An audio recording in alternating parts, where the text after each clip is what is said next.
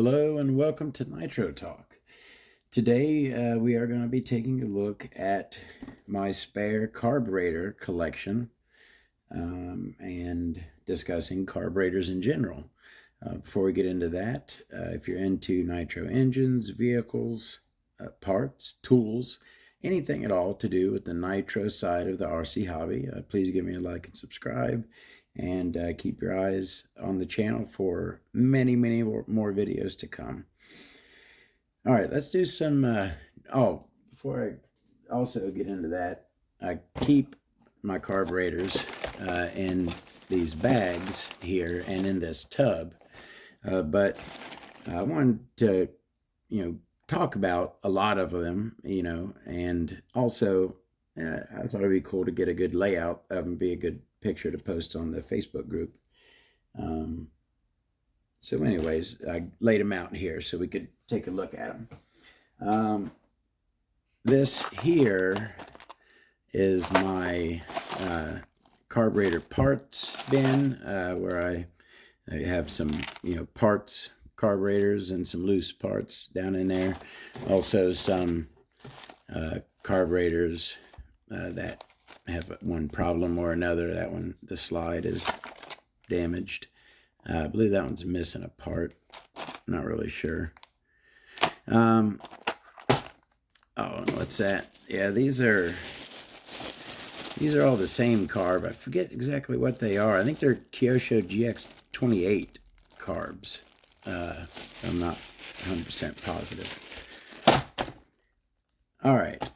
Oh, I got some boots right there.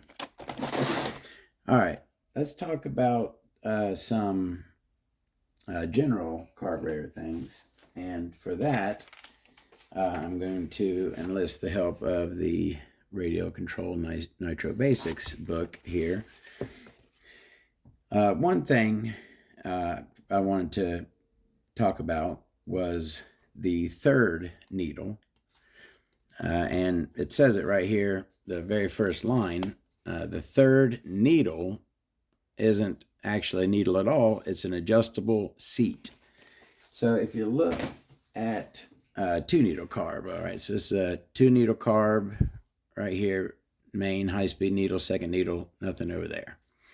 Now, if you look down into the throat, you'll see that that low-speed needle goes into that silver thing sticking out over there, right? See that? That is the needle seat. The needle sits down into it. On a three needle carb, as you'll see, there's a needle. Needle's a misnomer. It's just an adjustable seat. But that is where you adjust the seat, is right there. On that end of the carb. You see that it's a brass seat in there, but it is a seat just like in the other one, but it is adjustable. All right, so let's now I don't want to go through the whole third needle thing, but I want to read this caption right here. All right. Adjusting the third needle requires that both the low-speed needle and the seat be adjusted in the same direction. For example, adjusting the seat inward 2 turns and the low-speed needle outward 2 turns keeps the relationship between the low-speed needle and the seat the same.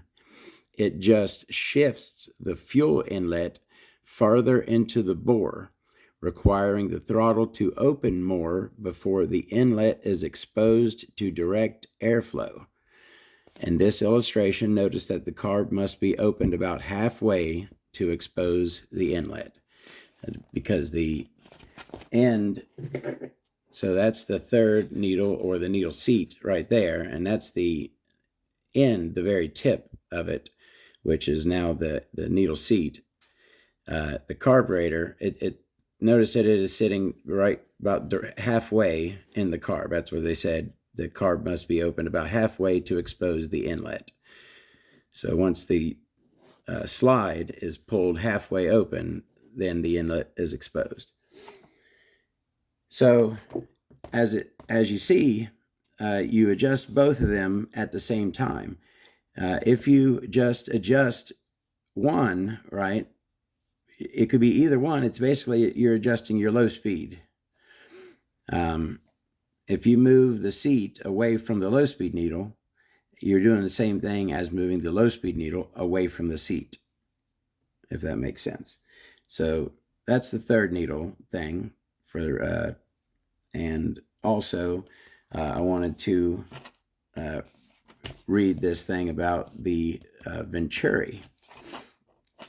And also over here, this kind of illustrates, really quickly, this here illustrates how rotary carburetors are, by their design, are less efficient than slide carburetors, because the air kind of has to do this little curve to go at this is at low RPM.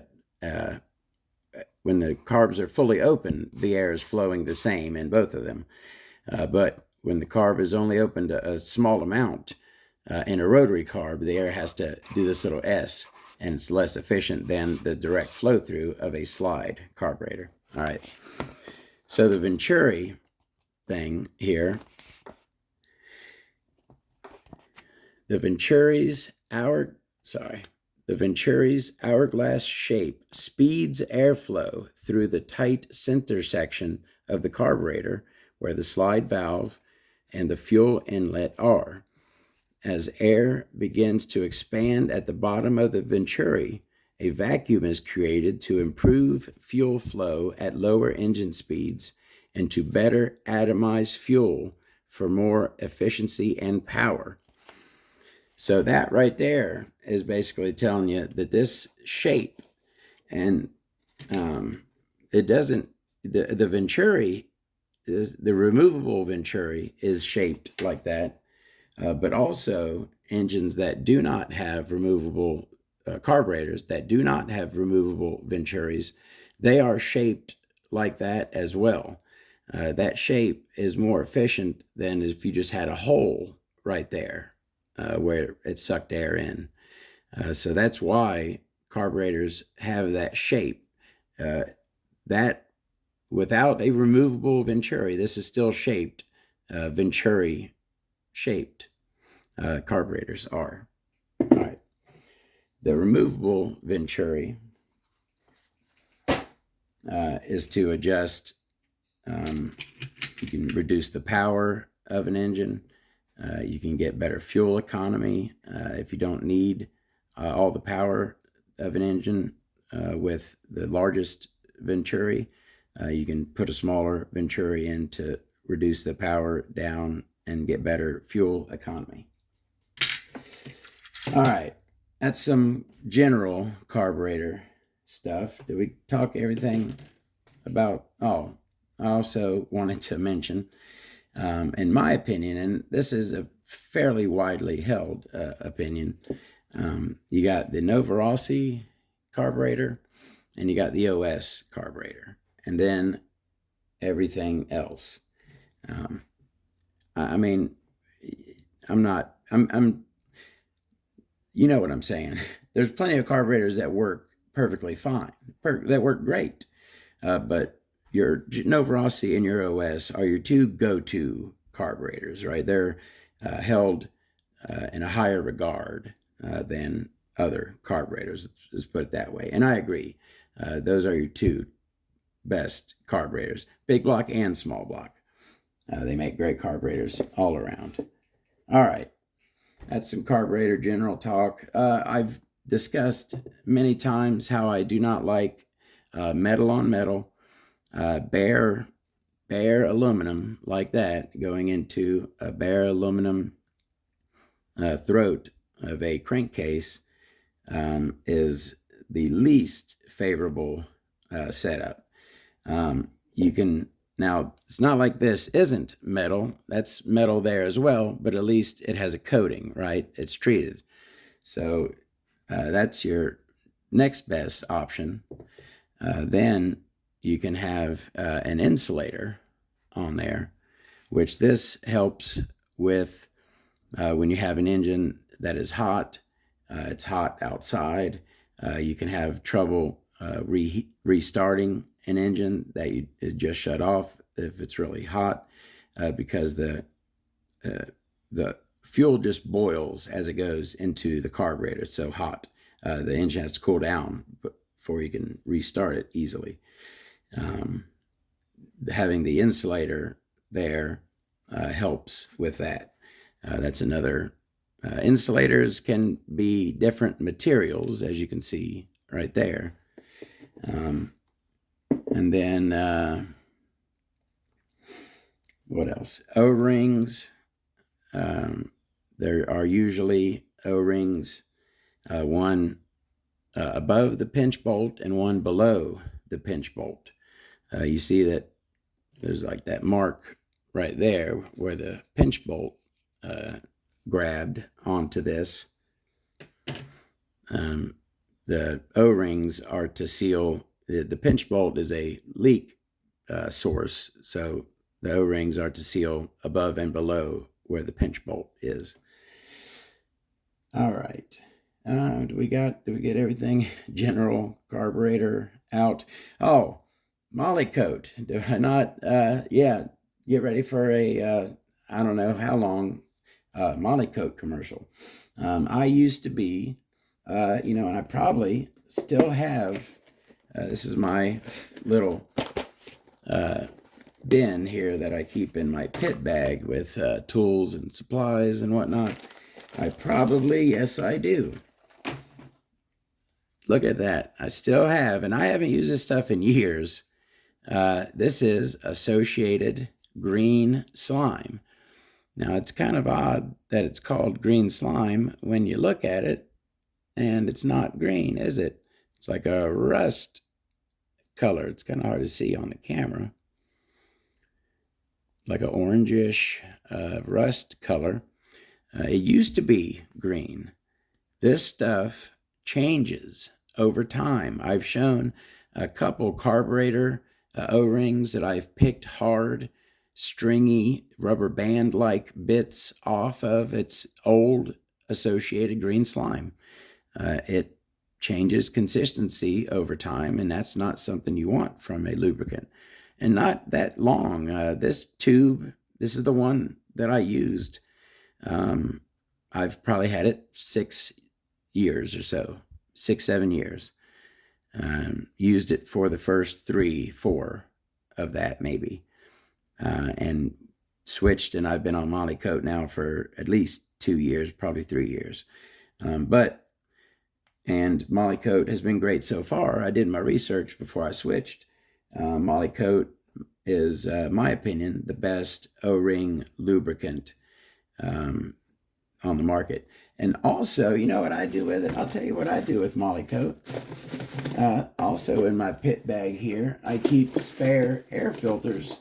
I use, on my 8-scale off-road buggies, I use the Traxxas air filter. I've been using it for years. I like it. I have it on most of my vehicles. What I also do with the Molly Coat, see how nice and shiny that boot right there is? That boot has been Molly Coat treated. I take rubber elbows, air filter elbows, which is essentially what that is, and I will work the Molly Coat into that rubber all around inside, really good, and keeps it nice and fresh and supple. Nice seal right there where it connects to the plastic part. Just keeps that fresh and not cracking. I know it's supposed to be a carburetor talk. Hey, air filter, that's carburetor talk, right? We're still in the same ballpark. I put Molly Coat on my elbows as well. Rubber boots. If you have a rubber boot, while it's still soft, once they're dried and cracked, you can't really bring them back because once you try to work it in, that just breaks them up more. But when they're still soft and supple, I work the Molly Coat into them, and they stay soft and supple. All right, that's your Molly Coat commercial. All right, carburetors. I've got a was it 6-piece, 7-piece nugget over here of Novorossi carbs, which a lot of them are RB carbs for some reason. I've noticed that's like the old RB logo, and then the newer RB logo, which not newer. I mean, I've been doing that logo for a long time. I mean, that's like the really old RB logo. That OS carb right there, that's like one that the 21J 3-needle carburator, that's the one that comes on like a V-spec.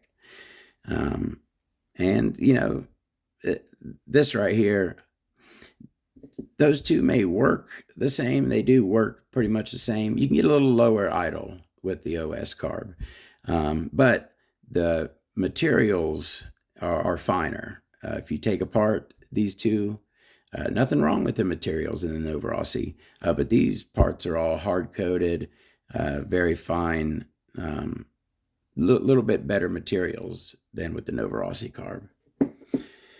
And not just the newer OS carbs, like this is the OS carb that would come on like an OS RG. This is the 20E carb. Great carb here as well. Just you can't use it on, but it's not as deep. But looks to be it's the same size. So you could use that on modern engines. You know, this is an interesting one. This is a Kyosho carb. I know it's on the, I believe, GX18, probably on other Kyoshos as well.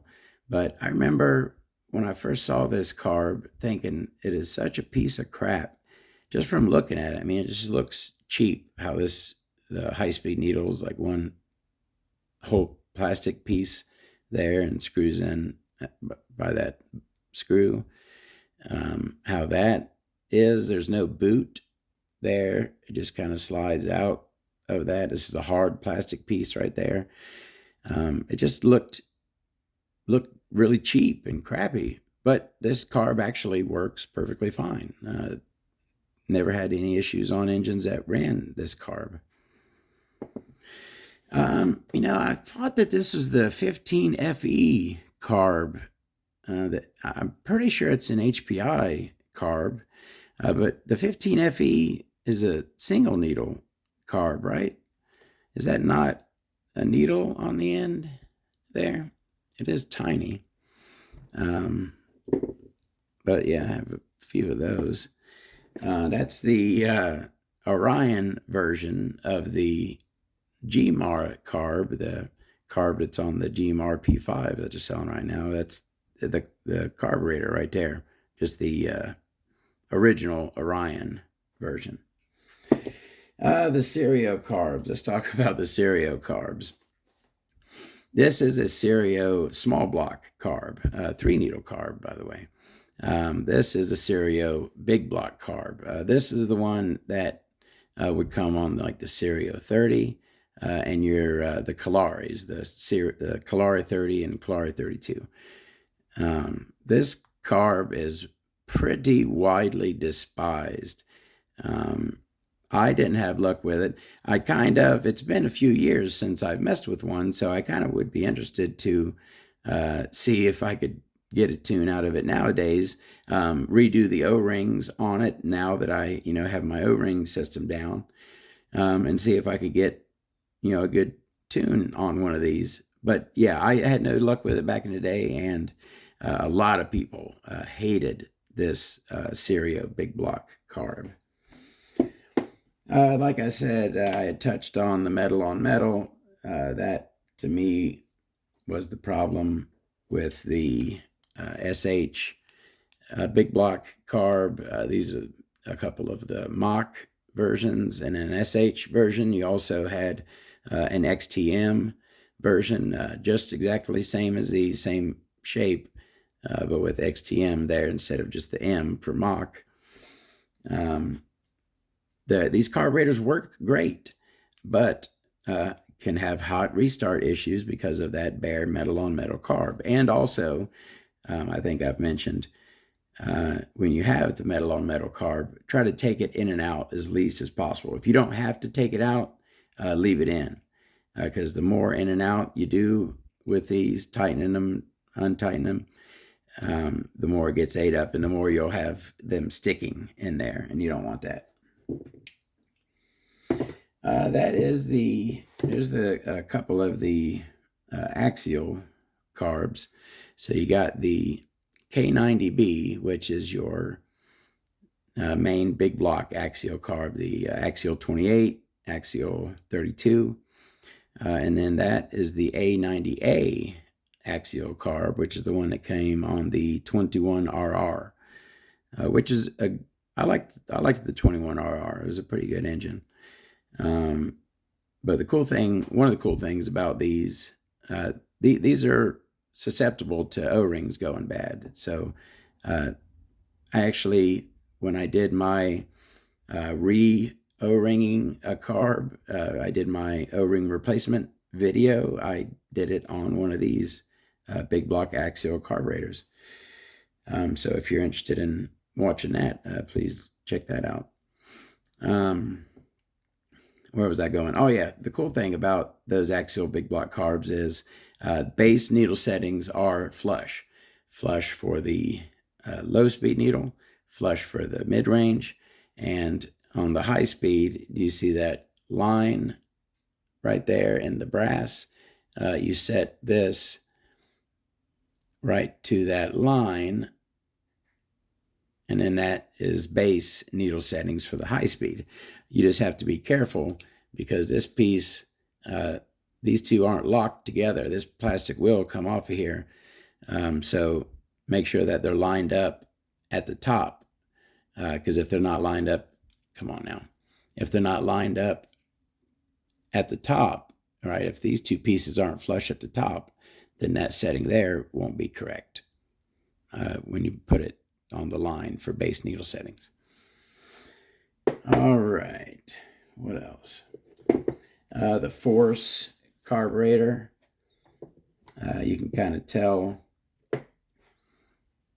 that has a Tamiya logo. That is the one that came on the Nitrage, FX32, I believe it's called. And then that is another off just like a force engine that doesn't have a nameplate, but you can tell that that's the same carburetor.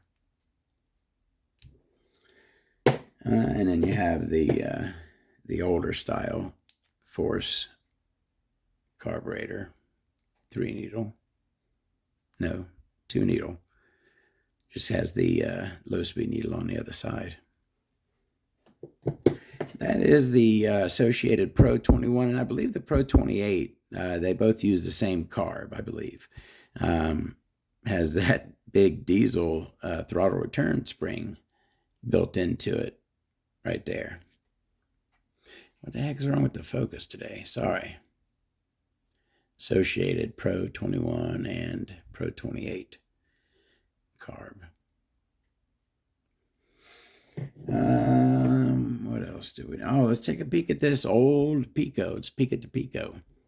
As you can see, Pico molded into the front there. This is the older style slide where you put a ball stud right there, one of the tiny ball studs into there, and then that's what you attach your throttle linkage to. Has the external O-ring needle. Is that what it's called? The O-ring is there and catches the outer part. And a unique high-speed needle setup on that one. And this thing is, it's a high-speed needle.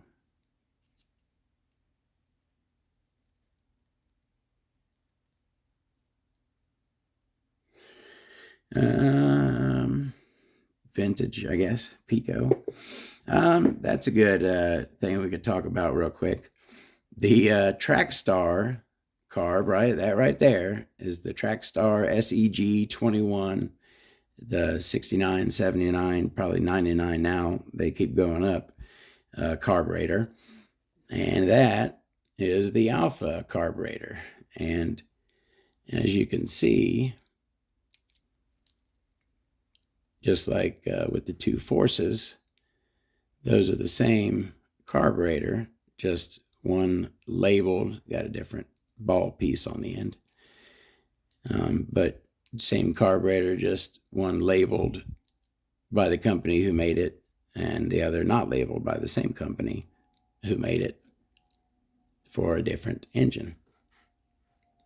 Great carburetor, by the way, Alpha or Trackstar. I have the Trackstar Carb because I've burned through a few of those Trackstar engines. I ran them for years. I have a few of the Carbs. The Carbs still work great. I have those on a few different engines. Yeah, we talked about rotary and slide. Where's a small block slide rotary carb? Yeah, so there would be like different size throats, but if they had the same size throat, that would be like your, oh yeah, those are, now that's weird, isn't it? So smaller throat, bigger piece up here, right? Bigger throat, right? That does have a bigger throat. Smaller piece up here. Bigger throat, smaller venturi up top. Smaller throat, bigger venturi up top. That's okay. But anyways, that's an example of a slide and a rotary small block carb. Slide and a rotary. Yeah, I just did them backwards. Rotary and slide. All right. Have I bored you enough? Did we look at enough of this stuff? I mean, I believe that is off of like the Duratrax 18, DTX 18, I believe. Maybe not. I mean, I know what a lot of these are off of. That's the carb from the Traxxas Pro 15, like the first gen. Look at that Venturi. That is a Venturi right there. That black thing sitting in the end of there, that come out. I believe this is the carb from the Traxxas Pro 15 first gen T-Max, I believe. I think that's off a Toki engine, like maybe a Phantom. Not positive though. That's off the 25 Savage, right? Isn't that off the Savage 25? Has that purple one? Again, not positive. Maybe the F28. Somebody maybe, hey, what is that purple HPI carb from? Somebody give me a definitive answer down below if you would like to. All right, there's one. We all should know exactly what that is. That looks almost brand new. That is the LRP big block carburetor, the X-Tech carburetor from the LRP. TRX carb. Oh, that's a cool one. That is, and did I talk about the low-end bog? Yeah, I'll talk about the low-end bog real quick. So this is the carburetor off my OPS Speedster Power nitro engine. A great nitro engine that I love. I'll be doing a video on that very soon. This is the stock carb, which I had removed and put on. I believe I have this same 21J on it. But I could not get a good tune with this. Switched to the OS, still could not get a good tune. This is a very good thing to talk about. A low-end bog. There's a low-end bog that you can have that, to me, it kind of almost makes it sound like a trumpet. It makes like a sound when you go. It's from a dead stop. If you're moving, right, if your vehicle's rolling pretty good and you hit it, it takes off from that fine. But if it's dead stop sitting and you hit it, it and doesn't take off very good, right, until it picks up RPM. You think low speed bog, right? Mess with the low speed needle, mess with it. I tried forever until I figured out that that is not a carburetor issue, that is a clutch issue. You can have too light springs. You can have something binding. A lot of times that low end bog is a clutch issue, not a carburetor issue. It's one of the reasons why I like running a heavy clutch. I run like a 1.1 spring clutch. I like a pretty heavy clutch because it helps with your bottom end of your engine. Gives you great, it lets you tune a great bottom end easier. That's what it does. All right. So that's that talk. I got a couple new, I think these were like scrap or like tear down parts on eBay from, tore down engines. They sold the parts. And that looks like another dynamite. Same thing, probably a parts tear down. Yeah, I talked about the nitrage one. We talked about a lot of different stuff. We're 30 minutes. I think we're deep enough down the carburetor thing. So I'll get these all rebaggied back up and have another. Oh, if anyone's still watching and cares, I believe I showed this before, but I love showing this. This is the full set, the entire set of Novarossi carburetors. The 5.4, the 6, 6.5, 7, 7.5, 8, 8.59. The teal one, the 8.5, is the rarest one. They're not rare. You don't see those ones very much, the 8.5. But anyways, that's the entire set of Novarossi Venturis. All right. Thank you very, very much for watching. Hope you got a little bit of enjoyment out of that, or a little bit of knowledge. And I will have more videos coming very soon. Thank you very much for watching. I will see you then. Have a great day.